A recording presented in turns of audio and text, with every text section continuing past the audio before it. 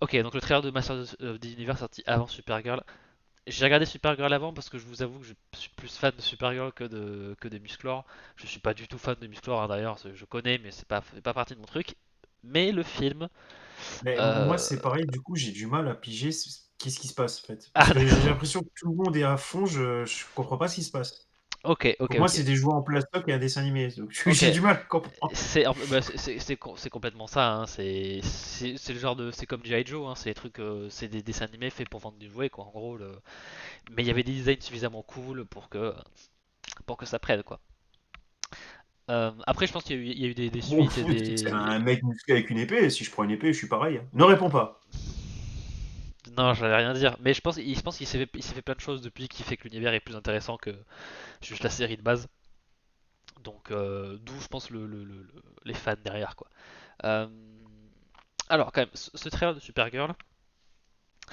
Euh, Il faut savoir que quand je regarde quoi que ce soit sur ce film-là, je suis extrêmement dans l'appréhension, puisque c'est un des le comics sur lequel il est basé, en grande partie, c'est pas uniquement, mais c'est quand même ça reprend beaucoup de choses.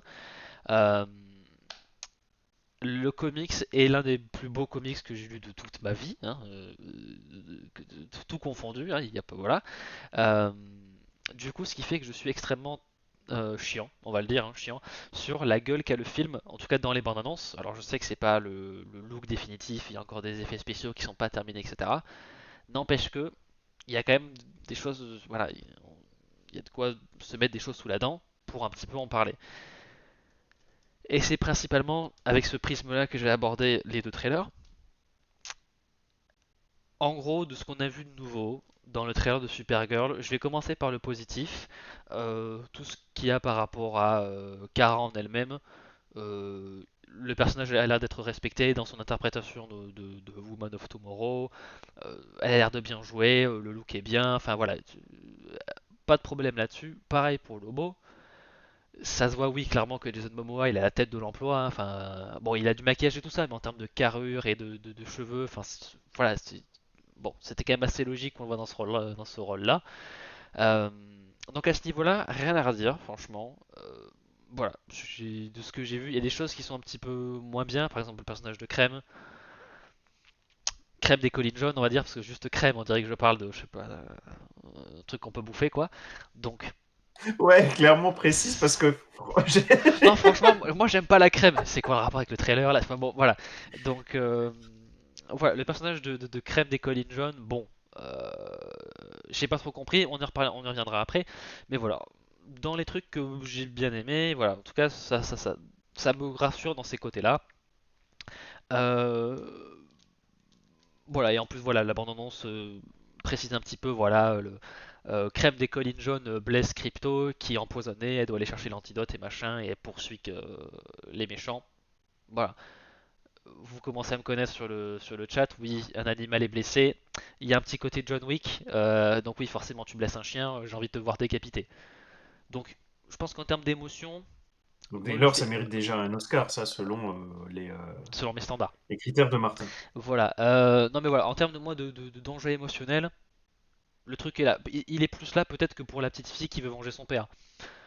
Mais bon, chacun son délire. Donc voilà, je pense que le film là-dessus, il n'y aura pas de problème. Et pas de surprise. Et je pense que le truc sera bien fait. Enfin voilà, bref. Euh, ouais, après le fait qu'ils soient en image de synthèse. Bon, je pense qu'ils auraient pu faire un 50-50 pour les scènes les plus faciles à faire. Ils auraient pu faire avec un vrai chien et mettre du CGI quand ils en avaient besoin. Mais bon, bref. Euh, En fait, le truc, c'est que le chien est très bien fait, sauf que c'est toujours très compliqué de faire des êtres vivants parce on identifie clairement quand il y a un truc qui va pas, qu'un truc qui est un peu décalé. Et c'est ce qui se passe avec le chien, parce que le chien est plutôt bien, enfin, il est même très bien fait, mais vu qu'il ressemble trop à un vrai chien, ça passe pas. Là où Rocket Raccoon, ça ressemble à un raton laveur, mais pas tout à fait. Donc en fait, il y a un petit côté où, vu qu'il est pas tout à fait comme un vrai raton laveur, ça passe. Là, le chien, on sait à quoi ressemble un chien qui est un vrai chien. Donc voilà. Euh, Mais sinon, voilà, de ce que j'ai plutôt bien aimé dans ce trailer, c'est que on montre qu'il y a quand même quelques plans, quelques idées de mettre des visuels un petit peu sympas, un petit peu colorés dans le film, même si ça reste un petit peu timide. Après, on n'a pas tout vu du film, etc. Mais voilà, il y a quelques plans où il y a une planète où voilà, il y a un bout des nuages qui est bleu, l'autre orange. Ça fait un truc très très cool. Même si le sol est assez quelconque. Voilà. Et puis bon, il y a une petite scène dans un incendie. Enfin voilà, c'est joli, c'est sympa. Il y a quelques plans dans l'abondance que je trouve plutôt cool, voilà, qui montrent un petit peu de volonté dans l'esthétisme, dans l'esthétique du film. J'aime bien, voilà, je pense que c'est le vaisseau de Kara. Voilà, les décors sont cool, ça sent qu'elle est vive. Enfin voilà, ça fait vraiment vivant, c'est plutôt cool. Il y a un côté un petit peu rétro, un petit peu mid-century comme on dit dans le côté des décorations d'intérieur, des tons très voilà orange, etc. Et un petit côté 70s, années 60. Et même l'esthétique de Krypton, j'aime bien, même si voilà, j'arrête pas de dire il y a pas assez de couleurs machin. Même si Krypton est genre tout blanc, tout, voilà, il y a un petit côté un peu empire romain dans l'esthétisme, beaucoup de marbre, etc. Et le fait que Krypton soit une planète de connards qui est un peu en déclin, le fait qu'il n'y ait plus de couleurs, de trucs comme ça, je trouve que thématiquement ça marche bien. Euh, et je trouvais que l'image que j'ai mis en bas à droite était intéressante parce que je pense que c'est là pour le coup volontairement comme ça, que tout le monde est en blanc, c'est beaucoup de couleurs crème, j'allais dire, de blanc, de beige, etc. Euh, et on voit bien qu'il y a une personne dans un cercueil avec un rouge, mais pétant comme pas possible. Donc je pense qu'il y a une je pense que c'est voulu. Je pense qu'il y a vraiment une volonté de dire quelque chose avec les couleurs. Voilà, tout le monde en habit, c'est un enterrement, tout le monde est très solennel et voilà. L'once de couleurs qu'il y avait dans ce monde et dans ce cercueil. Donc c'est peut-être moi qui suranalyse comme tous les profs de français, mais bon. En tout cas, je trouve que c'était un plan qui fonctionnait bien. Matt, le film n'est pas sorti. Peut-être La que Supergirl, suranalyse des profs de français, on sent le traumatisme à l'école. évidemment, On sent qu'il est encore présent dans ta chair, hein. j'ai pas toujours compris. Mais J'ai c'est jamais vrai que été c'est très bon. classique. En fait, là, l'auteur voulait dire ça, ça, ça. Ah, j'ai eu 10, c'est mon bac de français. Et voilà, il y a quelques plans plutôt cool où on a vraiment. Voilà, il y a quelques décors dans l'espace où voilà, on met pas mal de néons, pas mal de couleurs en arrière-plan, etc. Ça donne un côté un petit peu pop, un peu années 80 en termes de futur synthé, je sais pas quoi, je sais pas comment ça s'appelle, qui colle bien avec le comics qui est vraiment. Qui pète de couleurs partout dans pas mal de registres, dont voilà, le côté un petit peu cyberpunk parfois, d'autres un petit peu plus fantasy, fantastique. Donc voilà, il y a quelques plans, il y a quelques séquences que je trouve être plutôt bien esthétiquement, en termes de photographie, en termes de décor, en termes de choix, etc. Dans ce trailer. Par contre, c'est toujours pas ça, ne serait-ce qu'en tant que film de manière indépendante, mais aussi par rapport aux comics, surtout par rapport aux comics. Mais bon, si on prend uniquement, qu'on prend le film vraiment en, en tant que tel, hein, sans le comparer au truc, voir Kara se battre contre des vaisseaux gris-marron qui ont pas vraiment c'est assez quelconque quoi, c'est genre des trucs métalliques gris avec de la poussière un peu marron et tout ça pardon. Non, enfin je veux dire déjà c'est pas très intéressant, je veux dire tous les affrontements de troisième acte de films de super-héros c'est héros ou héroïnes qui s'affrontent contre méchants dans des corps gris marron. Coucou Wonder Woman premier du nom. Donc bon, c'est un peu dommage, de même de base, et en plus quand tu compares avec le comics, j'ai envie de, je sais pas, j'ai envie de tuer quelqu'un. Je sais pas qui est fautif dans l'histoire, mais normalement, dans le comics, les vaisseaux des méchants, alors ce sont des pirates de l'espace, en gros. Et dans le comics, il y a un côté d'ailleurs un petit peu Conan le barbare, je trouve, dans certains aspects du comic Supergirl, parce qu'il y a un côté ouais, pirate de l'espace et genre mélange un monde un petit peu plus fantasy avec. Même si c'est très science-fiction, mais voilà, il y a un véritable esthétisme de fantasy, voilà. Et ouais, et le navire des méchants dans le comics, c'est une sorte de navire pirate, hein, un petit peu qui fait des galions espagnols ou je sais pas quoi. Pas tout à fait comme ça, mais voilà, avec des voiles et des machins, qui a l'air d'être en bois. Et genre, c'est magnifique et tout ça. Et dans le film, c'est juste des tanks gris et marron. Bon, bon, ok. Je veux dire, t'as une bible visuelle sous les yeux, je veux dire, qui genre, en plus propose un truc assez différent, qui permettrait un petit peu de sortir le film du lot par rapport à n'importe quel blockbuster de super-héros américain. Et le film est volontairement retombé dans des travers de c'est gris, c'est marron, c'est moche. Enfin, c'est moche. C'est quelconque. Donc, bon. C'est... Salut Little bonne soirée.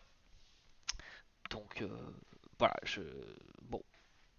Voilà, c'est un petit peu dommage, mais ce n'est pas tout. Euh, Là pour le coup, on n'a pas encore tout vu des séquences dans l'espace, de tous les décors qu'on verra, etc. Donc c'est peut-être moi qui critique de manière un peu préemptive, mais du peu qu'on voit, ne serait-ce que par exemple dans les séquences qu'on voit dans l'espace, c'est filmé de manière très classique. Je dirais pas que c'est moche, parce que c'est pas vrai, hein, je veux dire, c'est un plutôt beau plan, enfin, il y a des couleurs ocre, etc. Donc là aussi, c'est pas méga coloré, mais je veux dire, voilà, le plan est beau avec le soleil juste par-dessus la planète. Enfin, le plan lui-même, il est ok, mais là aussi, c'est quelconque, on va pas se le cacher. Euh, Surtout, voilà, en ayant vu Projet Dernière Chance juste avant, où l'espace était quand même, je trouve, beaucoup plus intéressant et impressionnant, et c'est pas parce que le film était coloré qu'il était pas sérieux pour autant par moment. Mais je trouve que s'inspirer vraiment pas mal de Woman of Tomorrow, c'était l'occasion de être dans une démarche beaucoup plus artistique. C'est peut-être subjective, un petit peu plus qui va au-delà du réalisme pour vraiment proposer une vision un petit peu ouais, je sais pas, je trouve pas le mot pour exprimer ce que je veux dire, mais vraiment pour avoir un petit, pas un film d'auteur, mais vraiment dire au diable le réalisme ou je sais pas quoi, je vais proposer vraiment une vision beaucoup plus artsy. J'ai le mot sur le bout de la langue, ça m'énerve. Euh, Impressionniste en gros. Voilà, où c'est vraiment peu importe, on va pas, on va être un peu plus impressionniste, on va plus jouer avec les couleurs, les ombres et les machins. Et voilà, quand je vois le comics, je veux dire, quand tu es dans l'espace, les couleurs sont pas euh, aussi belles que. Enfin, alors déjà, je suis pas allé dans l'espace, je pourrais pas vous dire, mais voilà, quand tu vois le fond du cosmos, c'est genre quasiment toutes les couleurs de l'arc-en-ciel. Il y a pas mal de, il y a du rouge, il y a du jaune, il y a du machin, il y a du partout. On voit les étoiles alors qu'on pourrait peut-être pas les voir aussi bien en même temps que voir des soleils exploser, parce que avec l'exposition de la lumière, ce qui ferait qu'on verrait que le soleil et pas le reste des étoiles. Mais tant pis, au bout d'un moment, au diable le réalisme. Je veux voir un ciel étoilé magnifique, même si c'est pas hyper réaliste, parce qu'au bout d'un moment, bah, fais ce que tu veux. Je veux dire, t'es dans l'espace, t'es dans un univers fictif, fais-toi plaisir, fais un truc impressionniste. Voilà, je veux dire, le comic c'est rempli de visuels qui sont impossibles à retranscrire, enfin qui sont pas du tout réalistes, parce que ça pourrait jamais arriver, mais qui sont pas non plus inadaptables, parce que tu peux faire des choses qui sont pas réalistes dans un film, mais qui sont vraisemblables, et qui sont beaucoup plus intéressantes, beaucoup plus magnifiques, etc. Donc voilà. Oui, peut-être que l'espace est pas woke du tout, peut-être qu'il dit au diable les couleurs de l'arc-en-ciel, ce qui est bien dommage parce que c'est quand même plus joli quand il y a plein de couleurs. Mais voilà.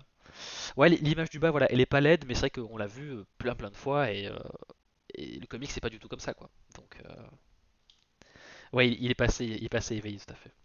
Donc voilà, c'est beaucoup de choses comme ça c'est un peu dommage. Euh, Là, là, point où je spécule. Euh, on voit une station spatiale un petit peu, enfin une station atmosphérique dans le trailer. Je sais pas si c'est exactement, enfin si c'est censé être la station spatiale que j'ai mis à droite, mais c'était juste un peu pour illustrer que c'est quand même deux objets, deux lieux qui se ressemblent assez. Voilà, des sortes de stations qui flottent, alors une dans l'atmosphère et une autre dans l'espace. Euh, mais c'était pour dire que dans la manière de représenter un peu l'environnement, que ce soit l'atmosphère, que ce soit l'espace, il y a des moyens plus intéressants de montrer un décor comme une sorte de spation un petit peu. Alors il y a une qui a l'air de faire plus casino et l'autre qui fait beaucoup plus simple. Voilà, dans le comics on dirait vraiment une station spatiale normale. Euh, mais là aussi, voilà, l'image en haut à gauche de la bande-annonce, c'est pas moche, mais c'est pas. C'est des choses que je pourrais voir ailleurs, en gros. Euh, et qui, voilà, qui manque un petit peu qui manque un peu de peps, qui manque un petit peu de fantaisie, qui manque un peu de panache. Et ouais, et ne serait-ce que voilà pour un truc aussi quelconque qu'une simple station spatiale dans le comics, il y a il y a une sorte de tapis d'étoiles derrière avec des couleurs différentes et ça pète. Il y a du vert, il y a du orange, il y a du violet, il y a du bleu. Donc bon, c'est là où l'image en haut à gauche, c'est beaucoup d'orange, c'est beaucoup de marron et c'est un peu trop terre à terre finalement. C'est un peu ça le problème. Euh, Et puis, pareil pour les méchants, ils ont décidé de peut-être aller plus sur du style à la Hellraiser, euh, sadomasochiste, hein, voilà, on est tous en noir et on a des pics partout et des machins. Euh, donc bon, déjà ça, le design, je comprends pas trop pourquoi ils l'ont changé. Dans le comic, c'était vraiment une bande de pirates qui faisaient vraiment très tous différents les uns des autres, avec des costumes différents, des couleurs différentes. Un truc assez mémorable, hein, parce qu'on voyait pas ça souvent. Voilà, dans la SF, on a souvent tendance à voir des choses très high-tech et machin. Là, il y avait un côté un petit peu rétro, pirate de l'espace, quoi. Vraiment pirate de l'espace. Donc ça, je comprends pas trop déjà.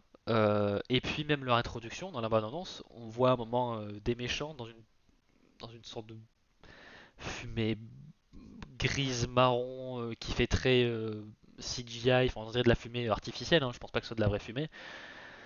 En termes d'introduction de méchants, tu passes de l'équipage du Capitaine Crochet dans l'espace, hyper varié, hyper cool, hyper coloré, à trois pecnos en armure métallique grise dans une bouillasse marron. Ça fait pas vendre beaucoup du rêve, quoi. Donc voilà, c'est en termes de méchants, en termes d'introduction, peut-être que le film montrera d'autres choses, mais en termes d'introduction pour une bonne annonce, bon, ça, je trouve que ça passe pas. Le dessinateur du comics, c'est Bill Quist Evely, et aux couleurs, c'est Mateus Lopez, qui ont aussi bossé sur Elend of Windhorn, qui est là pour le coup un côté très Conan, et je pense qu'il y a peut-être des inspirations un peu là-dedans, dans Woman of Tomorrow. Euh, Petite image de comparaison, là par contre je suis sûr, je le sais, je sais c'est une certitude. Euh, L'image en bas à droite, c'est la planète de Ruthie, je sais pas comment on dit, puisque dans la bande-annonce on voit Crypto courir vers Crème pour l'attaquer ou je sais pas quoi. Donc on sait que c'est le moment où Crypto se fait pas tirer, enfin oui, on lui balance une flèche dessus. Et dans le comics, c'est au même endroit, enfin je veux dire, le même moment d'histoire, c'est sur cette planète-là. Donc dans le comics, la planète où Crypto se fait tirer dessus, où il y a Ruffy, elle ressemble ben voilà, à l'image en haut à gauche, et dans le film, elle ressemble en bas à droite. Le plan est pas moche en bas à droite, je veux dire, le plan est cool, c'est des grands espaces ouverts, etc. Mais c'est un peu trop cramé, c'est un peu trop. Ouais, on a filmé ça peut-être en Écosse à la limite, j'en sais rien. Mais où est la fantaisie, où est l'espace, je sais pas. Où est l'âme? C'est un peu ça. Peut-être que c'était trop cher de faire quelque chose à la hauteur de l'aspect visuel du comics, mais dans ce cas-là, fait un film d'animation, fait pas un film en live action. Mais bon, c'est le même problème que d'ici qui décide de faire une série Green Lantern sur Terre. Peut-être ne fallait-il pas faire un truc aussi ambitieux avec si c'est pas réalisable. Peut-être que le film va le faire, hein, voilà, mais en tout cas, je suis pas hyper optimiste là-dessus. Voilà. La petite carte dans la prairie. Euh,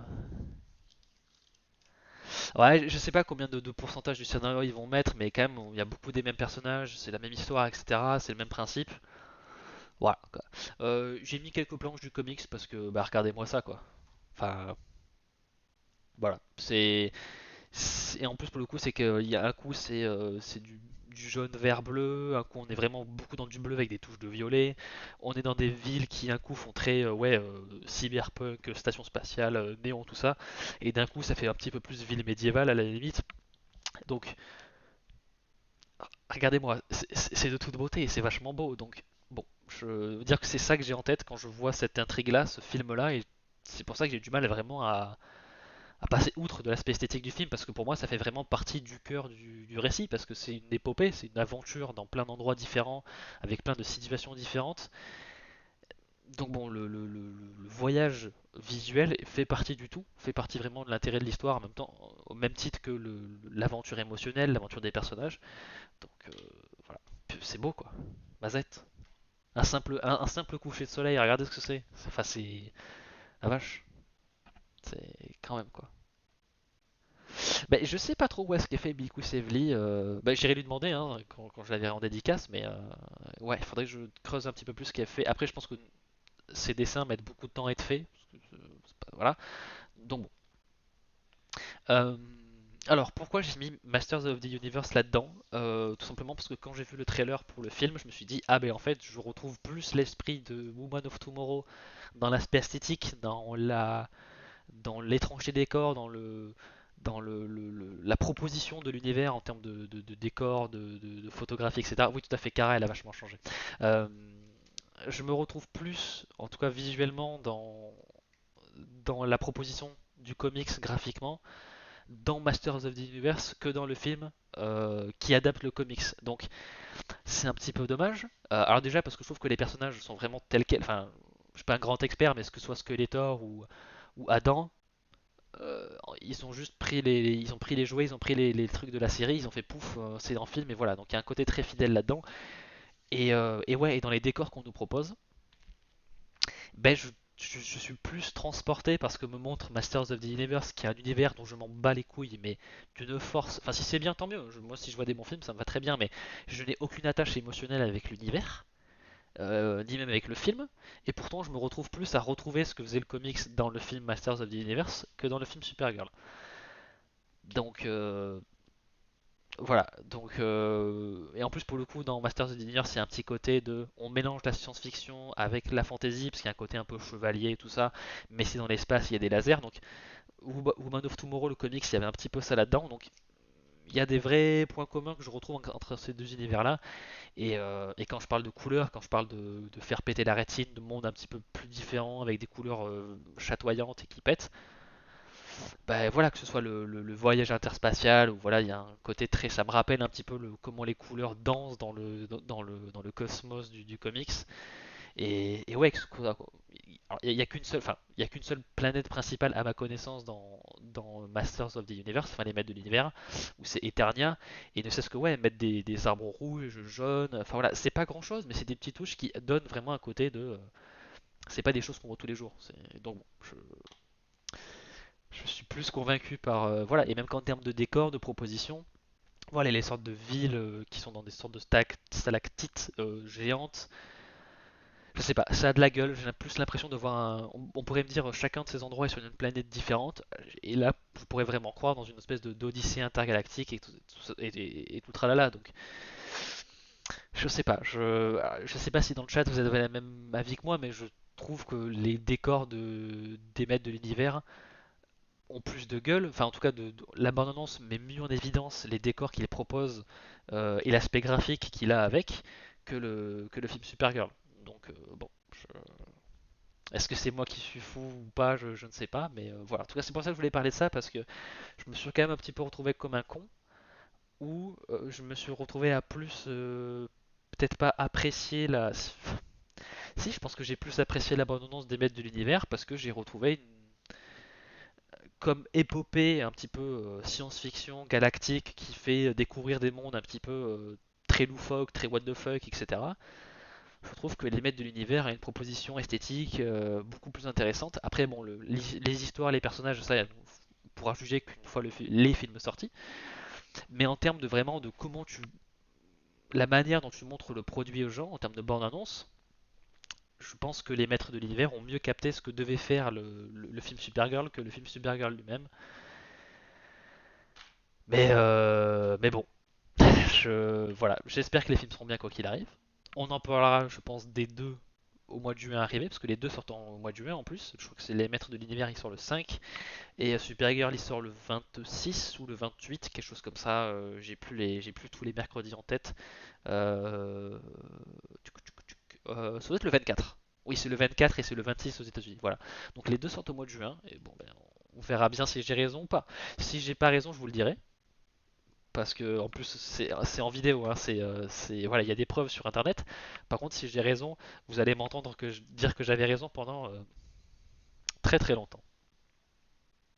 Tu fais partie de ce groupe de connards qui dit Je vous l'avais dit. C'est ça? Ça dépend à quel point en fait, ça dépend. Si on me laisse tranquille, on me dit tu peux avoir ton opinion, je vais pas être chiant. Par contre, si on me dit mais non, t'es pessimiste, le film ça très bien, et qu'au final le film il est moche, là on va Ah, m'entendre. d'accord. Voilà. Mais je vais pas le faire. Ouais, ce sera pas gratuit. Mais disons que s'il y a raison pour, vous allez m'entendre.